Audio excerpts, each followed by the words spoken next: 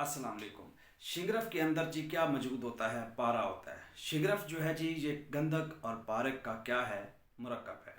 शिंगरफ से जी पारा निकाल लेना चाहिए, वो बड़ा वैल्यूएबल होता है, बड़ा कारआमद होता है, बड़ा फ़ायदा मंद होता है और उसके रिज़ल्ट्स जो हैं वो दूसरे पारे से ज़्यादा होते हैं।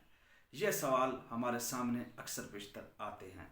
देखो, ये बात मैं पहले भी बता चुका हूँ कि हमने क्या करना है। शिंगरफ के अंदर पारा भी मौजूद है, गंधक भी मौजूद है।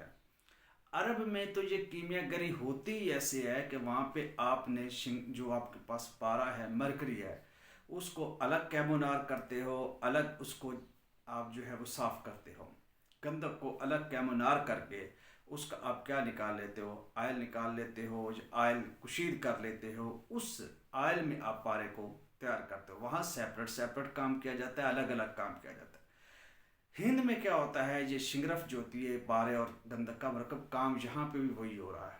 क्या कि आप पारे और गंधक को ही कैमोनार कर रहे हो और उसके बाद जारी और मोमिया करते हो। तो ये कोई फ़र्क नहीं पड़ता, चाहे आप दोनों चीज़ों को अलग अलग तैयार कर लें, चाहे आप मरकब की सूरत में तैयार कर लें, काम आपने वही करना है। पारे को कैमोनार करना है और गंधक को आपने तैयार करना है, लेकिन वो भी कैमोनार हो। अलग अलग करेंगे तो भी उतनी बात है, अगर इनको इकट्ठा करेंगे तो भी वही बात है। तो ये कोई इतनी बड़ा मार्का नहीं है कि आपने शिंगरफ से पारे को निकाल के जी पारे को क्या मुनार और ये वो कर रहे हैं। ये कोई इतनी बड़ी बात नहीं है, सुनी सुनाई बातों पे ना जाए।